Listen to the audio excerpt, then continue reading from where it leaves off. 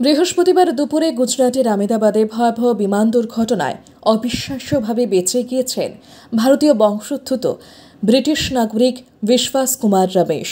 ঘটনার কিছু সময় পরই তার সঙ্গে হাসপাতালে দেখা করেন স্বরাষ্ট্রমন্ত্রী অমিত শাহ।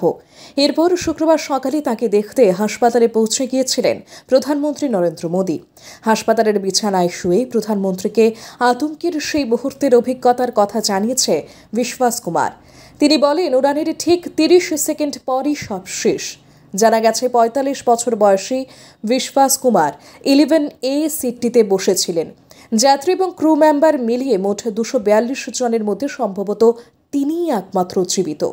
এই দুর্ঘটনায় মৃত্যু হয় তার সহযাত্রী তথা ভাই অজয় কুমার রমেশের। তিনি বসেছিলেন অন্য রোতে। ভাইরাল হওয়া ভিডিওতে দেখা যায় হেঁটে হেঁটেই ধ্বংসপ্রাপ্ত বিমান থেকে বেরিয়ে আসছেন তিনি জানান, টেক অফের ঠিক ৩০ সেকেন্ড পরই বিকট শব্দ শুনতে পেলাম। তারপরই বিমানটি ভেঙে পড়ল। এরপর কিভাবে তিনি সেখান থেকে বেরিয়ে এলেন কিছুই বলতে পারছেন না।